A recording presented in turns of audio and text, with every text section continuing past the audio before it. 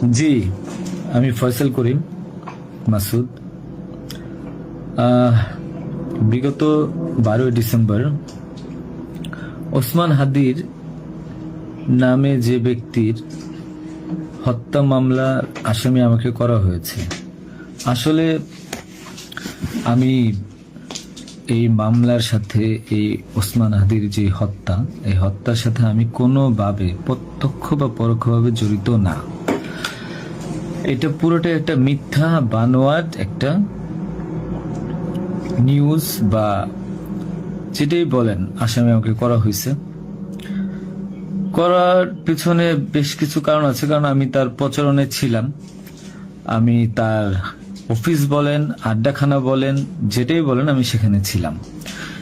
সেখানে থাকার পিছনে মূল কারণটা হলো, আপনারা জানেন যে আমি অ্যাপেল সফট আইটি নামে একটা প্রতিষ্ঠানের মালিক।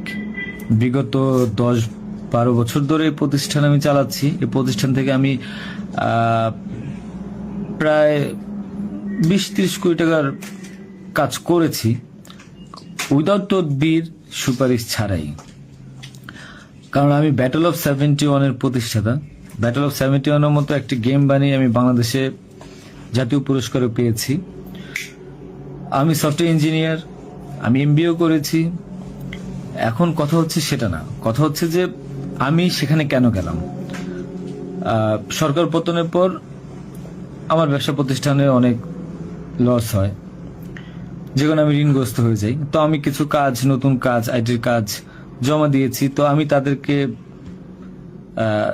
জমা দেওয়ার পর আমি দেখলাম যে তদবির সুপারিশ এখন দরকার হবে, কারণ যেহেতু আমার ব্যক্তিগত প্রোফাইলে এখন কোনো কাজ হচ্ছে না।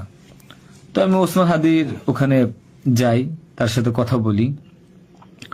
বলার পর সে আমাকে আশ্বস্ত করে বলে যে সে আমাকে কাজ পাইয়ে দিবে। এই বাবদ সে 5 লাখ টাকাও চায়। আমি 5 লাখ টাকা দিই তাকে। নগদ চেয়েছিল, আমি নগদই দিয়ে দিয়েছি। দেওয়ার পর সে আমাকে বললো, ভাই আপনি অ্যাজ এ ডোনার হিসাবে আপনি আমার যেই প্রোগ্রামগুলো হয় নির্বাচনী প্রচারণা, একটা অফিস দিয়েন, বা প্রচারণে মাঝে মধ্যে একটু ছেলে পেলেরে হাদিয়া দিয়েন। তো সে হাদিয়াই বলে আসলে বেসিক্যালি। তো আমি এরপরে শুক্রবার আমাকে আসতে বলে, আমি প্রথম শুক্রবার তার সাথে যাই, প্রচারণা করি। সেই সুবাদে আমি আমার 2টা ছোট ভাই নিয়ে গিয়েছিলাম, যারা এলাকার লোকাল। তো এখন তাদেরকে হয়তো আসামি করা হচ্ছে, আমি জানি না। তারা কিছুই জানে না, যেমন আমি জানি না, তারাও জানে না। তো তারপর তাকে আমি 5,000 টাকা দিই। তার সাথে যে ছেলেটা আছে জাবের, তাকে জিজ্ঞাসা করলে জানতে পারবেন, সবার সামনে আমি দিয়েছি, এবং হাদিয়া হিসেবে সে খুব হাসি মুখে এটা গ্রহণ করেছিল। তারপর ওই দিনের খাওয়া দাওয়া শেষ, প্রোগ্রাম শেষ, আমরা চলে আসি। এরপর আমি আমার ব্যক্তিগত কাজে, নানা কাজে ব্যস্ত ছিলাম। হাদি একদিন ফোন দিয়ে আমাকে বলে, ভাই 16 ডিসেম্বর আসছে, আপনার সাথে কিছু কথা আছে, আপনি আসেন। তার হোয়াটসঅ্যাপ মেসেজটা চেক করে দেখলে জানতে পারবেন। আমি কিন্তু তার নেক্সট শুক্রবার দিন, মানে আমি বৃহস্পতিবার দিন, আমি কিন্তু যাইনি। সে আমাকে ফোন দিয়ে নিয়েছিল যে আপনি আসেন, এসে আপনি দেখেন যে আপনার সাথে কিছু কথা আছে, আপনার কাজটার বিষয়ে কিছু কথা আছে, আর আমাদের 16 ডিসেম্বর প্রোগ্রামে আপনি একটু হেল্প লাগবে। তো আমি যাই। সাথে আমার বেসিক্যালি আমি বাইক চালাইতে পারি না, সেজন্য আমার যে বাইক, সেই বাইকের একজন চালক ছিল, ওটা আমার খুব ক্লোজ ছোট ভাই, আমার খুব স্নেহের, আলমগীর। এবং তাকে নিয়ে যাই সাথে করে। যাওয়ার পরে তার সাথে আমি, পতাকা হবে 35 ইঞ্চি, 40 ইঞ্চি, 18 ইঞ্চি, এগুলো জাবেরকে জিজ্ঞাসা করলে পাবেন, তার সাথে লোক, তাদের সবাই যারা ছিল ওই সিসি ক্যামেরা যাদেরকে যাচ্ছেন সবাইকে জিজ্ঞাসা করতে পারেন। এবং তাকে 250 গেঞ্জি বানিয়ে দিতে হবে, এই জন্য কত টাকা লাগবে ডিটেল। এবং ঘটনার দিন আমাকে সে রিকোয়েস্ট করে, আজকে যারা এই যে আপনারা দেখছেন হাজার হাজার লোক, শত শত লোক, হাদির তো এত লোক ছিল না, কারণ সে আমাকে নিজেই রিকোয়েস্ট করেছিল যে ভাইয়া আপনি আমাকে 5-10টা পোলাপাইন দিয়েন, আর 16 ডিসেম্বরে 50টা ছেলে পেলে দিয়েন, যেন আমার পতাকাটা ধরতে পারে, আমার প্রোগ্রামটা সাকসেস করে দিতে পারে। তো দেখেন, তো ওই জায়গায় আমি তাকে আশ্বস্ত করি, ঠিক আছে আমি চেষ্টা করব। তো পরের দিন আমি যাই। পরের দিন আর মাঝখানে একটা কথা বলি, আমার এর পরের দিনই দুবাই যাওয়ার কথা ছিল, যেহেতু আমার দুবাইয়ের মাল্টিপল গোল্ডেন ভিসা আছে। আমি এর আগেও দুবাই গিয়েছিলাম। তো আমার একটা কাজে দুবাইয়ের কিছু প্রোডাক্ট কেনার কথা ছিল। তো আমার টিকিটটা আমি ওই দিন ক্যান্সেল করাই, যেহেতু সে রিকোয়েস্ট করেছে, পিছায় দিই। তো সেই বাবদে যেহেতু 10টা বাজে প্রোগ্রাম, তো আমি ভোরবেলায় বের হই, আলমগীর আমার বাসায় ছিল। আর আমার ওয়াইফ, বাচ্চা যেহেতু নরসিংদীতে থাকে, 5ই আগস্টের পর তারা ওখানে সেটেল করে দিয়েছিলাম। তো থাকার পর সুবাদে আমি আমার বোনের বাসায় উঠেছিলাম।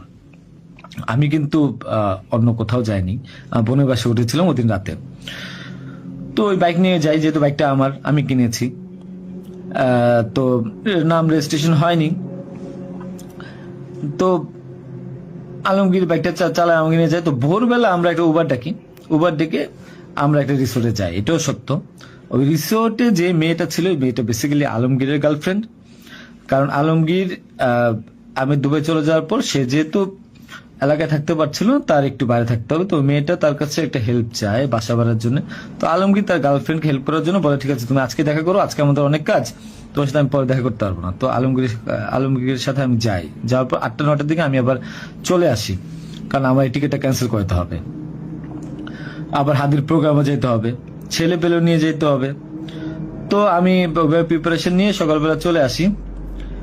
আসার পর এখানে যে মেয়েটা গার্লফ্রেন্ড বানানো, মিথ্যা বানোয়াট একটা প্রচারণা, মানে এর চেয়ে লেম জঘন্য কোনো কিছু হইতে পারে না এই দেশে। মানে আমাকে আসামি করেছেন, ভালো কথা করেন, কিন্তু এইরকম মিথ্যা মানুষের কলঙ্ক দেওয়ার কোনো মানে নেই। সতরা জানেন, ওই মেয়েটা গরিব একটা মেয়ে, মেয়েটাকে ফাঁসাচ্ছেন, মেয়েটাকে যা মন চায় তাই বলান। এখন কথা হলো যে আমি প্রোগ্রাম করেছি, হাদিকে যে ওদিন কথা বলেছি, এবং ওই দিন আমি তাকে আবার 10,000 টাকা দিয়েছি, পোলাপানকে খাওয়া দিয়েন। আমি আমার বাইক নিয়ে যাই, কে বা কারা এই হত্যাকাণ্ড ঘটেছে আমি জানি না। আমি 10 মিনিট আগে তার কাছ থেকে বিদায় নিয়ে চলে আসি। আসার পর আমি বাসায় আসি, যেহেতু আমি যাব দুবাই, আমি টিকিট ক্যান্সেল করেছি। আপনারা দুবাইয়ের টিকিট গুলো দেখতে পারেন। আমি একটু দেখাই একটা জিনিস আপনাদেরকে। এই যে দেখেন আমার দুবাইয়ের মাল্টিপল ভিসা। 1 মিনিট।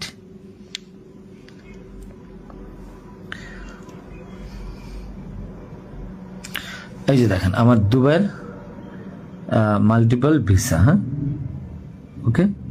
আমি এখান থেকে ক্যামেরা যেহেতু দেখা যায় না, আমি এখান থেকে দেখাই। এই যে দুবাইয়ের মাল্টিপল ভিসা আমার স্পষ্ট আছে, দেখেন। ঠিক আছে, দেখেন। আরো ভালোভাবে যদি দেখাইতে চাই তাহলে দেখতে পারবেন, আমি জানি না, একটু ভালোভাবে দেখেন। যাই হোক, এটা আমার দুবাইয়ের ভিসা। তো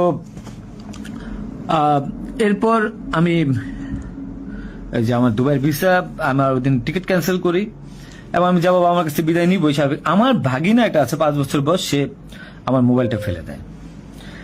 মোবাইলটা ফেলে দেওয়ার কারণে যেটা হয়েছে যে আমার এই মোবাইলটা নেওয়ার জন্য আমার 2 ভাগিনা খুব দৌড়ঝাঁপ করে মোবাইলটা নিয়ে আসে। আমার কাঁধে ব্যাগ ছিল, এখন ব্যাগকে অস্ত্রের ব্যাগ বানিয়ে দিচ্ছে, কিচ্ছু করার নেই আমার, যা বলবে তাই সত্য। আর আমার বাইকের নাম্বার প্লেট চেঞ্জ করে নাম্বার ম্যানহোল থেকে উদ্ধার করা, আমার বাবার 2বার ব্রেন স্ট্রোক করছে, তাকে দিয়ে উদ্ধার করানো, এটা কোন নাটক আমি জানি না। তো তারপর এই তো বাইক উদ্ধার দেখলাম, এগুলা দেখলাম। এরপর আমি বিদায় নিয়ে চলে আসি।